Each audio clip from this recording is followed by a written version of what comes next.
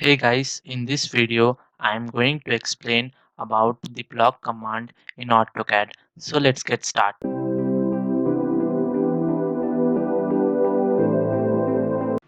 So basically a block command is used to insert a drawing component that you have drawn and place it whenever you want. So let me show you with an example. Let's draw a rectangle.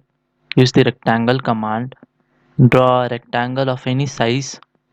Let's draw two circles around its edges. First circle and the second circle, make sure to have the same radius. And now if I want to draw it again and again in the diagram, so I will use block command in that case.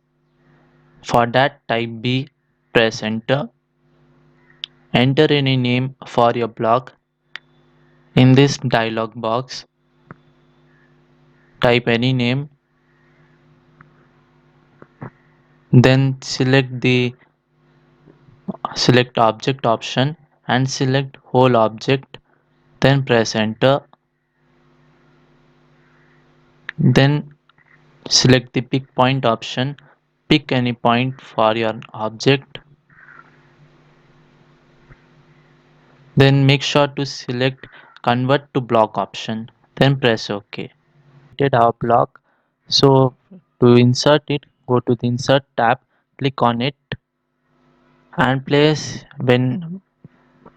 wherever you want. Again go to the insert tab, place again a block. Now, the benefit of block command is that when you change anything in this diagram, main diagram or any diagram, all the components are changed. Let me show you first. First go to the block editor and then choose your block, then press OK. Now I'm going to draw a circle in the midpoint. Type C first, press enter, select the midpoint for the center point and here it is. Now click at close block editor, then save the option. Now you can see all the components are changed. And that's all for today. Make sure to subscribe my channel and hit the bell icon, because if you subscribe to my channel you will get more videos about the AutoCAD. Thank you and have a nice day.